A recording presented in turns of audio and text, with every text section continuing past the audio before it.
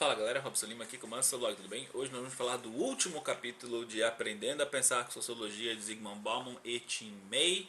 Lembrando que essa série de vídeos tende a ser mais comprida, então pense neles mais como um podcast que acontece de ter minha cara nele do que propriamente uma aula mais estruturada. Lembra, essa é a última chamada, vamos dizer assim, para sugestões de livros que vocês gostariam que eu fizesse essa leitura capítulo a capítulo. Lembrando sempre que isso vai depender tanto de eu ter tempo de ler o livro, né? Mas eu preferia fazer isso com outras obras. Vamos ver o que vai acontecer. Vamos tentar pegar obras mais curtas dessa vez também, né? Mas valeu a pena, eu diria, que todo esse percurso que nós fizemos com o Zygmunt Bauman e May desembocou no capítulo 10, que eu sinceramente acho que é o segundo ou terceiro melhor capítulo do livro inteiro. Lembrando que este equipamento, eu tive alguns certos problemas com ele. Então se você está vendo esse vídeo, quer dizer que eu ainda não consertei o equipamento. Então desculpa pelo áudio esquisito, pelo framing estranho da minha cara, enfim. Vamos que vamos, né? Porque senão a gente não termina nada na nossa vida sem a gente ficar esperando as condições perfeitas para fazer tudo, né? Aprendendo a Pensar com Sociologia é um capítulo bem legal. Eu sinceramente recomendo que você pegue e leia ele todo. Ele tem umas 15 páginas. Então dá para você sentar numa livraria da vida, cultura da vida, abrir o livro e ler ele em meia hora. Eu sinceramente, se você for fazer mais nada do livro, leia o capítulo 10, porque sinceramente ele é muito legal. O capítulo 10 ele é tanto uma defesa, ou seja, uma apologética da sociologia, quanto uma demonstração, ou melhor dizendo, uma exposição das utilidades que a sociologia tem na vida em geral, certo? Então, qual é a grande ideia aqui do Bauman? Porque o Bauman e o May, e sinceramente qualquer pessoa que estuda sociologia, que está nessa área, que vai falar com você, a gente sempre insiste que algumas coisas sobre sociologia, que ela é uma ciência, e que ela não é achismo, e que ela tem método, e que ela tem técnica, e que ela é útil, ela tem um para que de existir. E a história da sociologia nos mostra que essa questão da utilidade, para que serve a sociologia, sempre foi uma questão fundamental, não só para o Durkheim, para o Weber, para o Marx, quanto para Comte, para Saint-Simon e para vários outros precursores do pensamento sociológico, né? Sempre nós tivemos essa ideia de que a sociologia tem que servir para alguma coisa. Mas afinal de contas, o que é a sociologia? O Bauman e o May vão começar o capítulo falando do entendimento e que toda a nossa vida social ela se encaixa na ideia de que a pessoa humana tem dois tipos básicos de entendimento, de understanding, de compreensão, né?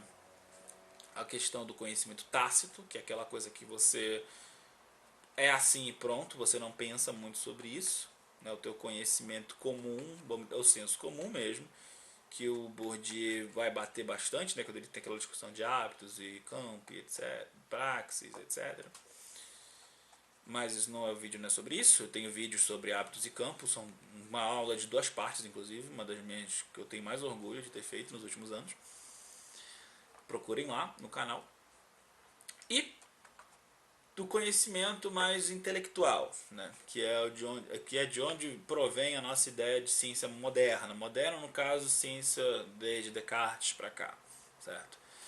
E aqui eu não vou fazer grande, né, apanhado histórico, epistemológico de sociologia, mas isso é uma coisa que, sei lá, capítulo 1 de qualquer manual de sociologia vai falar origem da sociologia, e vai colocar os 3 porquinhos, e vai falar que é um saber moderno, e nananã. E é isso que ele está falando aqui. É isso que o Bauman e o May estão falando aqui. Eles estão explicando de onde isto vem, certo? E eu gosto muito do jeito que ele coloca isso. Porque agora, como a gente vive no nosso mundo de agora, em oposição ao mundo feudal, ao mundo antigo, você conhece para intervir. Você entende algo para fazer algo com este entendimento. Você não simplesmente aceita um conhecimento, pronto, acabou. Não, você é obrigado a fazer algo com isso. Você não pode estudar uma língua porque você quer. Não, porque tem que ser o inglês, porque o mercado de trabalho quer inglês. Ah, sabe, aquela coisa de transforme o seu hobby em ganhar dinheiro. Não dá. Você não pode só ter um hobby, você tem que ganhar dinheiro com ele. Enfim, essa instrumentalização da vida, que sempre foi criticada pelos clássicos de sociologia e por outros depois deles três, é, vamos dizer, o fundamento da ideia aqui, certo? É o ponto de partida do pensamento do Baum e do May para dizerem que esses problemas de enquadramento de ação, ou seja, como é que eu vou alcançar tal objetivo? Eu tenho que construir uma rua, eu tenho que construir uma ponte, eu tenho que sanear essa área, eu tenho que fazer as pessoas se vacinarem e eu estou no Rio de Janeiro da virada do século XIX para o XX. Como eu vou fazer isso? Esses problemas de enquadramento, eles exigem ações e encontrar uma solução apropriada, certo? E isso é uma tarefa contínua, isso é uma tarefa árdua. A sociologia, enquanto modo disciplinado de pensar a sociedade, ela dá forma a essas questões e ela permite que tanto sociólogos quanto outros profissionais de outras áreas do conhecimento consigam formular respostas para as questões que eles têm. Porque essa é a grande questão. A sociologia não está numa bolha inventando as coisas por si. Ela está sempre se reportando a acontecimentos, pessoas, histórias reais, coisas que aconteceram, coisas que acontecem, certo? Então, na página 265, o Bauman e o May vão fornecer uma definição que eu gosto muito de sociologia. Eles dizem: a sociologia é um olhar disciplinado que analisa como procedemos em nossa vida cotidiana e aloca os detalhes oriundos dessa análise em um mapa, ou seja, uma espécie de mapa, que se estende para além da nossa experiência imediata. Ou seja, você não é empiria desmedida, meu Deus, eu tenho que ter vivido isso para falar disso. Não, você pode, através de métodos específicos, técnicas científicas específicas, falar de realidades que você não necessariamente viveu pessoalmente. Claro que a sua perspectiva sempre vai ser, né, uma perspectiva diferente da que alguém vive mesmo. Ok, tudo bem, mas a gente não está falando dessa questão epistemológica agora. Está simplesmente falando de que é possível ter conhecimento social que vai para além do indivíduo que está enunciando esse conhecimento. Vocês estão entendendo?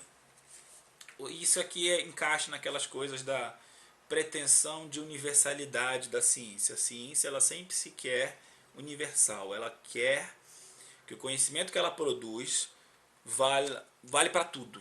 Você está entendendo? Dentro do campo de atuação dela. Então a física newtoniana vale no Brasil, ela vale em qualquer lugar de Guiné-Bissau, ela vale em Papua Nova Guiné, ela vale no Japão, ela vale na Rússia, ela vale na Groenlândia. Vocês estão entendendo? É isso que a gente quer dizer com universalidade do conhecimento científico.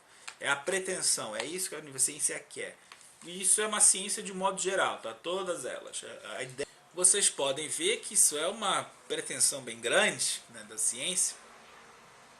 E a sociologia no passado e talvez agora até hoje, para algumas pessoas, algumas correntes, ela não é isenta dessa ideia de ciência enquanto o saber universal que vai nos levar ao amanhã, vamos seguir cegamente a ciência. O ímpeto de reforma social ele esteve sempre presente na sociologia, esteve presente em Comte, esteve presente em Durkheim e está presente em correntes atuais também, certo?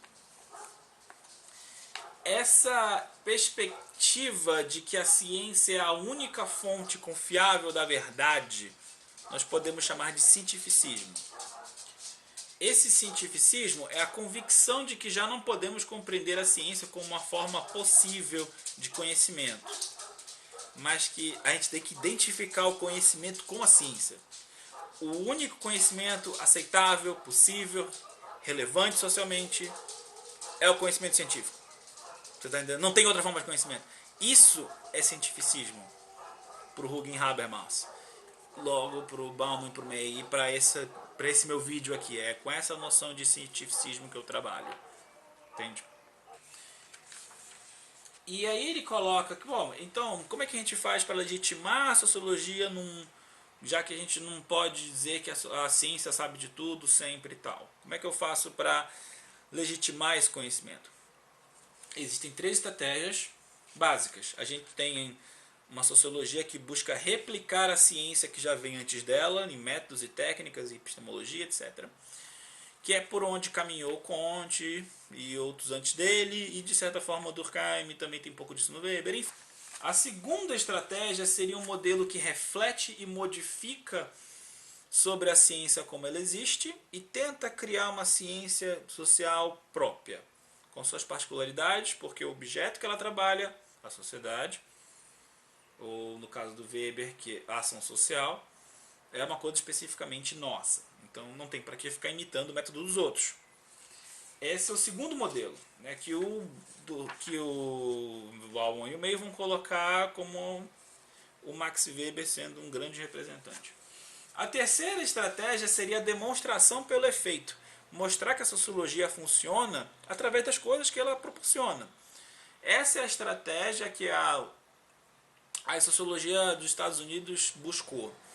Tanto a escola de Chicago no começo dos anos do século XX, quanto até hoje, na verdade. A sociologia americana ela tem uma tendência sempre à prática. Você sempre tem que redundar em que isso aqui tem que dar um projeto, que tem que depois ser feito e blá. O que o Bauman e o May vão colocar que é até interessante, é muito bacana, que tem essa ideia de que sempre tem que ter uma aplicação prática imediata após o projeto. Mas eles também apontam certos problemas, né? Tanto problemas de ordem mais estrutural, por exemplo, olha, ok. Então a sociologia basicamente é uma ferramenta dos poderosos para a ordem social, como se nós fôssemos tipo uns engenheiros sociais, né? Tipo, sempre pensando em maneiras diferentes de fazer as pessoas ficarem nos seus quadrados obedecendo, né, e tal, e consumindo. O que tira muito do poder transformador e da crítica, digamos, mais ampla que a sociologia pode oferecer para uma sociedade, que de novo leva na questão do começo do capítulo, de que a sociologia é um saber disciplinado, que ajuda a responder, a dar forma a certas questões e certas respostas, ou seja, se você se limita simplesmente que todo projeto tem que sempre ter essa aplicação específica e pronto, você vai perder muita coisa de vista, né? E assim como também a ciência natural, não tudo dela sempre foi pensando em aplicações. Várias coisas da ciência natural aconteceram ou por acidente, ou por uma coisa fortuita, ou por qualquer outro motivo que não necessariamente se planejou, né? Olá, penicilina, né? Então, enfim, existem críticas aos três pontos, tá? Que eu quero recomendar a todo mundo ler o capítulo e tal, os fãs. E o que o Bauman e o May vão colocar aqui é basicamente isso, certo? Que existem as três estratégias de legitimação e depois eles vão colocar a linguagem como um exemplo dessa dinâmica, certo? Entre conhecimento tácito e conhecimento, vamos dizer, intelectual, né? Que também é uma questão interessante, mas essa questão da língua e da formação do nosso mundo social através da linguagem, eu já falei em outros lugares, acho que no capítulo 7 ou 6, e também isso é dito pelo próprio Bauman e May em outros capítulos também, e não é uma noção muito nova, especialmente se vocês são de letras. Então eu não gosto muito de ficar batendo muito nessa tecla. Bom, esses são os pontos do capítulo. Existe mais do que eu estou dizendo, mas eu quero que vocês leiam mesmo. Eu preciso muito que vocês leiam esse capítulo. E eu vou encerrar por aqui, porque a câmera está acabando a voz. Eu estou acabando minha voz e a câmera está acabando de bateria. Então a gente vai ficar por aqui. Eu espero que vocês tenham gostado do vídeo. Qualquer coisa dá o like, joinha, essas coisas todas de engajamento. Avisem para os amigos. E até a próxima, gente. Robson Lima desligando. Tchau, tchau.